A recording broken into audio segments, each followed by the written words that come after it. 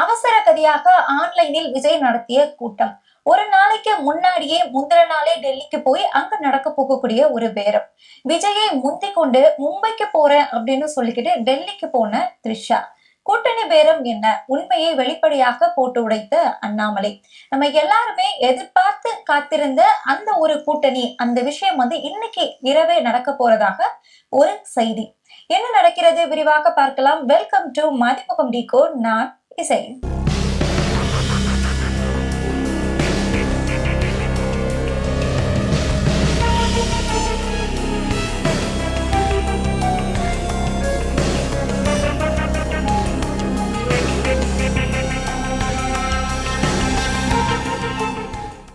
Booster சுகரை control பண்ணும், உங்க ஆரோக்கியத்தை மீட்டு தரும். சர்க்கரையை கட்டுப்படுத்துறதுக்கான எளிமையான வழிமுறை, இயற்கையான வழிமுறை. அனைத்து மருந்து கடைகளிலும் கிடைக்கும். கட்சி ஆரம்பிச்சு 2 வருஷம் ஆகுமே, தாவேகா அப்படிங்கிற ஒரு கட்சியை நம்பி எந்த ஒரு கட்சியுமே கூட்டணிக்காக வரல அப்படின்னாலுமே, இன்னொரு பக்கத்துல நீங்க கூட்டணிக்கு வாங்க, நாங்க சொல்ற அஜெண்டாவை நீங்க அப்ளை பண்ணுங்க அப்படின்னு சொல்லிக்கிட்டு பாஜக தரப்புல இருந்து ஒரு நெருக்கடி, ஒரு அழுத்தம் கொடுக்கறத நம்ம பார்த்துக்கிட்டே இருக்கோம்.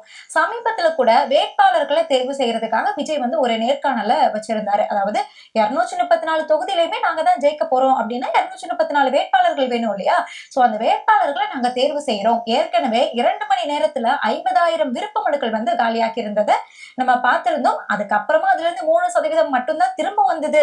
ஏன்னா வாங்கிட்டு போகும்போது மட்டும்தான் 100 ரூபாய், அது திரும்ப கொடுக்கணும் அப்படின்னா 10,000 ரூபாய், தனி தொகுதியா இருந்தா 5,000 ரூபாய் கொடுக்கணும் அப்படிங்கிறது தெரிஞ்ச உடனே பாதி விருப்ப மனுக்கள் எல்லாமே குப்பை தொட்டிக்கு தான் போயிருந்ததாகவும் நம்ம இதுக்கு முன்னாடி பார்த்திருந்திருப்போம். இப்போ இதே எல்லாமே வேலைக்கு ஆகாது. நமக்கு ஒரு சீட்டுக்கு 3 கோடியில இருந்து 30 கோடி வரைக்குமே நம்ம பேரம் பேசிட்டு இருக்கோம். இப்ப அது யாரு எந்த அளவுக்கு கொடுப்பாங்க, எந்த அளவுக்கு அவங்க கிட்ட டப்பு இருக்குது அப்படிங்கறத தெரிஞ்சுக்கணும் அப்படின்னா நேர்காணல் நடத்தினாதான் முடியும் அப்படிங்கறதுக்காக டைரக்டாவே நேர்காணலுக்குள்ள இறங்கியிருந்தாங்க.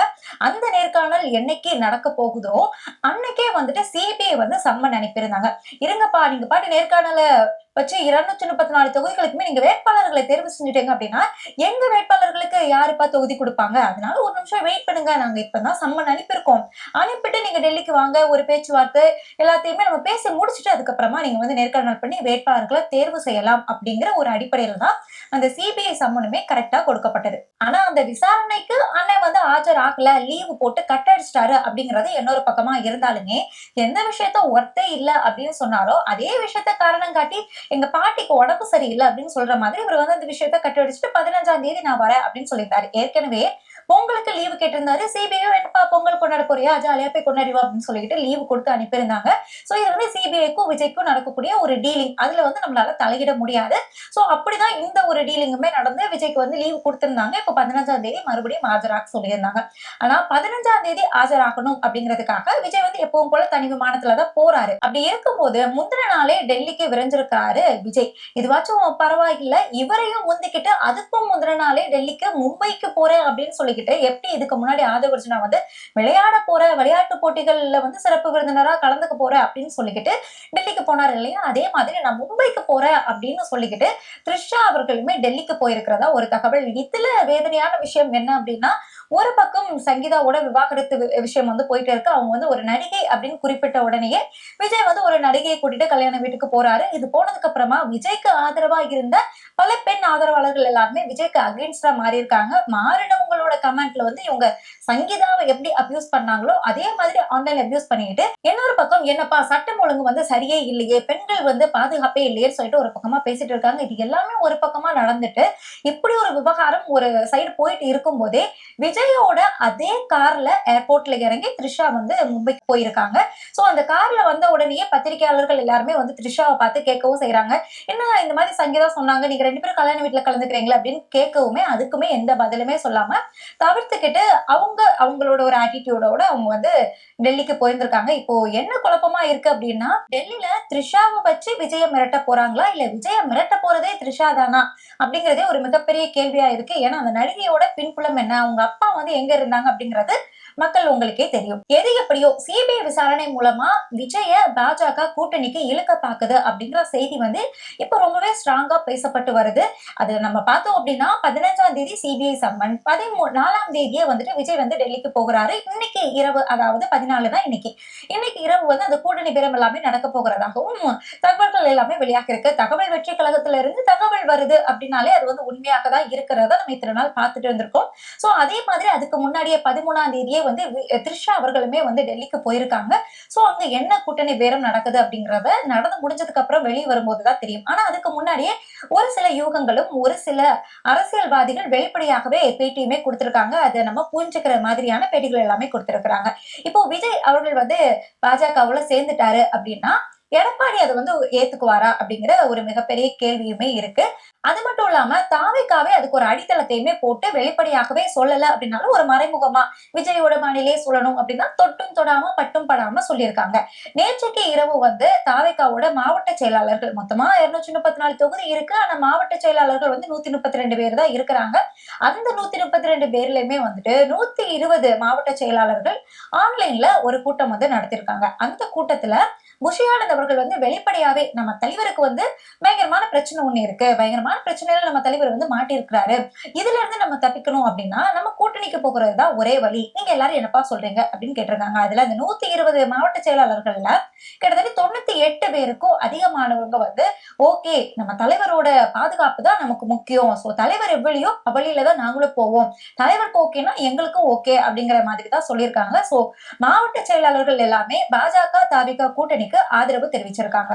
இது எப்படி இருக்கு அப்படின்னா தேமுதிக எங்களோட மாவட்ட செயலாளர்கள் கிட்ட எல்லாமே நாங்க கேட்டோம், அதுவும் ஓட்டு வாங்கி கேட்டோம், அவங்க எல்லாருமே வந்து திமுகவுல சேர்றதுக்கு தான் ஆதரவு வந்து அதிகமா தெரிவிச்சாங்க, அதனால நான் திமுகவுல போய் சேர்ந்தேன் அப்படின்னு சொன்னாங்க இல்லையா.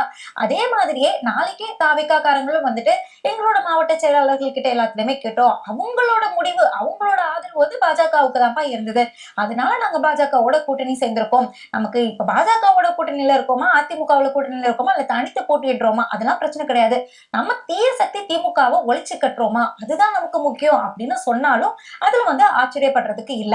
ஏற்கனவே கொள்கை எதிரி அப்படின்னு சொன்னவங்க வந்து அதுக்கப்புறமா அவங்கள பத்தி வாயே திறக்காம இருக்கிறாங்க. இவங்களுக்கு கொள்கையே இல்ல அப்படிங்கிற நிலைமையில கொள்கை எதிரி பத்தி எதுக்காக பேசணும், இந்த சித்தாந்த ரீதியான கேப் இருக்கும்போது அவங்க பாஜக கூட சேருவாங்களா சேர மாட்டாங்களா அப்படின்னா அந்த ரீதியா நம்ம வந்து பார்க்க வேண்டிய அவசியம் இருக்காது. சரி, அப்போ எதுல நம்ம கான்சென்ட்ரேட் பண்ணணும் அப்படின்னா இத்தனை நாளா நான் தான் முதலமைச்சர் அப்படின்னு சொல்லிட்டு எல்லார்கிட்டயும் ஒரு பிம்பத்தை ஏற்படுத்தி அவங்களோட தொண்டர்களும் சரி எங்க அண்ணன் மட்டும் சிஎம் ஆயிட்டாருன்னு வச்சுக்கோங்களேன், ஜனநாயகன் படத்துல சிஎம் விஜய் அப்படின்னு தான் எழுத போறோம் அப்படிங்கிற ரேஞ்சுக்கு எல்லாருமே வாய் விட்டு வச்சிருக்கிறாங்க. இந்த நேரத்துல வந்து விஜய் வந்து என்டிஏ கூட்டணிக்குள்ள போயிட்டு அவருக்கு வந்து துணை முதலமைச்சர் பதவி கொடுத்தாங்க அப்படின்னா இந்த தொண்டர்களோட நிலைமை என்ன ஆகும் அப்படிங்கிறது $1000 கொஸ்டினா தான் இருக்கு. இன்னொரு பக்கம் பார்த்தோம்னா விஜய் வந்து துணை முதலமைச்சர் அப்படிங்கறத ஏத்துதான் ஆகணும், ஏன்னா அது வந்து இப்போ எல்லாமே பாஜகவோட கைக்குள்ள இருக்கு. எடப்பாடி பழனிசாமியும் துணை முதலமைச்சர் ஆகணும் அப்படிங்கறதையும் ஏத்துக்குவாரா அப்படின்னு பார்த்தோம்னா அவரோட குடுமையுமே இப்போ பாஜக கையில தான் இருக்கு. பாஜக என்ன சொல்றாங்களோ அது 2 பேருமே ஏத்துக்கக்கூடிய நிலைமையில தான் 2 பேருமே இருக்கிறாங்க. அதுவும் இதுவரைக்கும் நடந்த அந்த என்டிஏ கூட்டம் எதுவாக இருந்தாலுமே சரி, அது அமித்ஷாவாக இருந்தாலும் சரி, மோடியா இருந்தாலும் சரி, முதலமைச்சர் வேட்பாளர் எடப்பாடி அப்படின்னு சொல்லி அவங்க வாயை திறந்து இது வரைக்கும் சொல்லவே இல்லை. எடப்பாடி அப்படிங்கிற பெயரை கூட மோடி வந்து 2 தடவை வந்து பொதுக்கூட்டத்துல பேசியிருக்காங்க. 2 தடவையுமே எடப்பாடி பேரை வந்து பயன்படுத்தாம தான் போயிருந்திருக்காங்க. இது எல்லாமே நம்ம ஒரு ஹிண்டா பாத்துக்கலாம். அதான் அவங்க இது வரைக்கும் முதலமைச்சர் வேட்பாளர் எடப்பாடி பழனிசாமி சொல்லவே இல்லை, தனக்கு தானே தான் சொல்லிட்டு இருக்கிறாரு. எப்படி விஜய் வந்து நான் தான் முதலமைச்சர்னு சொல்லிட்டு தனக்கு தானே சொல்லிட்டு இருக்கிறாரோ அதே மாதிரிதான் எடப்பாடியுமே தனக்கு தானே நான் தான் வேட்பாளர், முதலமைச்சர் வேட்பாளர், நான் தான் எதிர்கட்சியில வந்து உட்காருவேன் அப்படின்னு சொல்லிட்டு இருக்கிறாரு. ஆனா என்டிஏ கூட்டணி அதோட தலைமை அப்படிங்கிறது டெல்லியில இருக்கக்கூடிய அந்த தலைமை இன்னுமே எடப்பாடியை வந்து முதலமைச்சர் வேட்பாளரா அங்கீகரிக்கல. இது எல்லாத்தையுமே பார்க்கும்போது ஒருவேளை விஜய கூட்டணிக்குள்ள இழுத்து விஜய் தான் முதலமைச்சர் வேட்பாளர் அப்படின்னு அறிவிக்கிறதுக்கும் ஒரு பக்கமா வாய்ப்பு இருக்கு. அப்படியே அவங்க அறிவிக்கல அப்படின்னாலுமே கூட்டணிக்குள்ள விஜய் போகல அப்படின்னாலுமே எப்படினாலுமே விஜய் வந்து பாஜகவோட அஜெண்டாவை தான் ஃபாலோ பண்ண போறாரு, அதை தான் அப்ளை பண்ணவும் போறாரு அவரோட கட்சியில. ஏன்னா சிபிஐ விசாரணை பாஜக கையில தான் இருக்கு. சிபிஎஃப்சி அதாவது ஜனநாயகன் படமுமே பாஜக கையில தான் இருக்கு. அது மட்டும் இல்லாம விஜயோட அந்த தனிப்பட்ட வாழ்க்கையில அந்த நடிகை யார் அப்படிங்கறத முதல்ல வெளிப்படுத்தினதுமே பாஜக தான். இப்படி எல்லா விஷயங்கள்லயுமே விஜய் வந்து பாஜகக்குள்ள லாக் ஆகி இருக்கும் போது கூட்டணிக்கு போனா என்ன போகலனா என்ன விஜயோட குடுமி வந்து பாஜக கையில தான் இருக்கு. அவங்களோட அந்த அஜெண்டாவை தான் விஜய் வந்து ஃபாலோ பண்ண போறாரு. இதை நானும் சொல்லல அப்படின்னாலுமே ஒரு சில அரசியல்வாதிகள் அதிமுக தலைவர்களும் சரி, ஏன் நம்ம அண்ணாமலை அண்ணனே வந்துட்டு அதை வந்து கன்ஃபார்ம் பண்ணியிருக்காங்க. நேற்றுக்கு ஜெயக்குமார் அவர்கள் கொடுத்த அந்த ஒரு நேர்காணல்ல அவங்க வந்து இருங்கப்பா தேர்தல் வந்து என்ன வந்துருச்சா, தேர்தலுக்கு தான் இன்னும் நாள் இருக்கு இல்லையா, இன்னும் பல புது கட்சிகள் எல்லாமே இங்க கூட கூட்டணி வைக்க போறாங்க, பொறுத்திருந்து பாருங்க அப்படின்னு சொல்லியிருக்காரு. அந்த புது கட்சி அப்படிங்கிறது வந்து புதுசா உள்ள வர கட்சியா இல்ல புதுசா தொடங்கின கட்சியா அப்படிங்கிற ஒரு கேள்வியுமே இருக்கு. அது மட்டும் இல்லாம இருக்கிற எல்லா கட்சிகளும் அறிவாலயத்துக்குள்ள போய் லாக் பண்ணிட்டாங்க. இப்ப பேலன்ஸ் இருக்கிறது பார்த்தோம் அப்படின்னா சசிகலாவும் ராமதாஸ் ஐயாவும் தான். ராமதாஸ் ஐயா இந்த தேர்தலில் போட்டியிடுவாரா அப்படிங்கறதே மிகப்பெரிய கேள்விக்குறியா இருந்துட்டு இருக்கு. ஏன்னா அவர்கிட்ட கட்சியும் இல்ல, கட்சியில இருக்கக்கூடிய ஆட்களுமே இல்ல. சோ இந்த பக்கம் சசிகலா பார்த்தோம் அப்படின்னா சசிகலா வந்து எடப்பாடி பழனிசாமி ஏத்துக்கவே மாட்டாரு. இவர் ஏத்துக்கிறாரு ஏத்துக்கல அப்படிங்கிறது இன்னொரு கதை. இவர் ஏத்துக்கல அப்படின்னாலுமே அவங்க வந்து வேற எங்கேயாச்சும் தள்ளி விடுறதுலதான் எடப்பாடி பழனிசாமி வந்து ரொம்ப குறியா இருக்கிறாரு. ஏன்னா அவரோட சீட்டுக்கு எந்த ஒரு பாதிப்பும் வரக்கூடாது அப்படிங்கிறதுக்காக. சோ இப்போ இவங்க யாரையாச்சும் சொல்றதுக்கு வாய்ப்பு ரொம்பவே கம்மியா இருக்கு. அதனால புது கட்சி அப்படிங்கிறது புதுசா தொடங்கப்பட்ட இந்த நியூ பார்ன் பார்ட்டி அப்படியேதான் நம்ம வந்து கணக்குல எடுத்துக்க முடியும். இன்னொரு பக்கம் பார்த்தோம் அப்படின்னா அண்ணாமலை அவர்கள்கிட்ட வந்து என்னப்பா பாஜகவோட தாவிக வந்து கூட்டணி வைக்க போகுதாமே எல்லாருமே பேசிட்டு இருக்காங்களே என்ன கதை அப்படின்னு சொல்லிட்டு செய்தியாளர்கள் கேட்கும் போது தாவிகா கூட்டம் போடுறாங்க, தாவிகாவோட மாவட்ட செயலாளர்கள் எல்லாமே கூட்டம் நடத்துறாங்க அப்படின்னா அது நீங்க தாவிகா கிட்டதான் போய் கேட்கணும், என்கிட்ட போய் கேட்க முடியும் அப்படின்னு சொல்லிட்டு ஒரு டக் ரிப்ளே வந்து எப்பவும் போல வழக்கம் போல அடிச்சு விட்டுட்டு இன்னொரு பக்கத்துல வந்துட்டு ஒரு ஹிண்ட்டுமே கொடுத்திருக்கிறாரு. என்ன அப்படின்னா இது வரைக்கும் தாவிகாவை சேர்ந்தவங்களோ இல்ல விஜயவோ பாஜக அப்படின்னு சொல்லிக்கிட்டு ஏதாவது ஒரு வார்த்தை சொல்லியிருக்காங்களா? இது வந்து சிபிஐ விசாரணையுமே அவங்கதான் கேட்டாங்க, வாலண்டியரா வந்து நீதிபதினு சொல்லிட்டு கேட்டாங்க. அதே மாதிரி சிபிஎஃப்சி இந்த விசாரணையுமே வந்துட்டு பாஜக தான் காரணம் அப்படின்னு சொல்லிட்டு விஜய் எந்த ஒரு வார்த்தையுமே சொல்லலையே அப்படின்னு சொல்லிக்கிட்டு விஜய்க்கு சாதகமா பாஜக கூட்டணி அமையாதுன்னு தான் சொல்லியிருக்காங்க. ஆனா அதேதான் நாங்களுமே கேட்கிறோம். விஜய் இன்னும் பாஜக அப்படின்னு சொல்லிக்கிட்டு வாய் திறந்து பேசவே மாட்டாரே. ஜனநாயகன் படம் சிபிஎஃப்சி சென்ட்ரல் போர்டோடதுன்னு தெரிஞ்சுமே அதை பத்தி ஒரு வார்த்தை கூட பேசலையே. சிபிஐ விசாரணை வந்து நீதி வெல்லும் அப்படின்னு சொன்னாங்க. இப்போ சிபிஐ தான் அழுத்தம் கொடுக்குது அப்படிங்கறத நம்ம வெளிக்கூட பார்த்துட்டு இருக்கோம். அழுத்தம் அப்படிங்கறத அவங்க கட்சியை சேர்ந்தவங்களே சொன்னாலுமே வேடியில வந்து அழுத்தம்லாம் எனக்கு கொடுக்கல, அழுத்தமா எனக்கு அப்படிங்கிற ரேஞ்சில் தான் பேசிட்டு இருக்கிறாரு. ஏன் பாஜகவை எதிர்த்து ஒரு வார்த்தை பேச மாட்டாரு அப்படிங்கறதுதான் எங்களோட கேள்வியுமாமே இருக்கு. இந்த பேட்டியில அண்ணாமலை வந்து இப்படி சொன்னாலுமே இதுக்கு முன்னாடி கொடுத்த பேட்டிகள் எல்லாம் நம்ம கணக்கு வச்சு பார்த்தோம் அப்படின்னா அது எல்லாத்தையுமே நம்ம லிங்க் பண்ணி பார்த்தோம் அப்படின்னா, அதாவது ஜெயம் ரவி தனி ஒருவன் படத்துல அந்த செய்தித்தாளுக்கும் இந்த செய்தித்தாளுக்கும் லிங்க் பண்ணி பார்ப்பாரு இல்லையா, அந்த மாதிரி அந்த பேட்டிக்கும் இந்த பேட்டிக்கும் நம்ம லிங்க் பண்ணி பார்த்தோம்னா ஏற்கனவே ஒரு பேட்டியில வந்து சித்தாந்தம் அப்படிங்கறது வேற, கூட்டணிக்குள்ள வந்து முரண்பாடுகள் இருக்கக்கூடிய நிறைய கட்சிகள் இருக்கும், தேர்தல் நேரத்துல என்ன வேணாலும் நடக்கலாம், இந்த தேர்தல்ல என்ன நடக்க போகுது, என்ன ட்விஸ்ட் காத்திருக்கு அப்படிங்கறத நம்ம பொறுத்திருந்துதான் தெரிஞ்சுக்கணும் அப்படின்னு சொல்லியிருப்பாரு. அந்த ட்விஸ்ட் விஜயா கூட இருக்கலாம். ஏன்னா சித்தாந்தம் வேற வரவா இருந்தாலுமே முரண்பாடுகள் வேற வரவா இருந்தாலுமே ஒரே கட்சிக்குள்ள கூட்டணி வச்சிருக்காங்க அப்படின்னு அவர் வந்து ரொம்ப அழுத்தமா சொல்லியிருந்தாரு.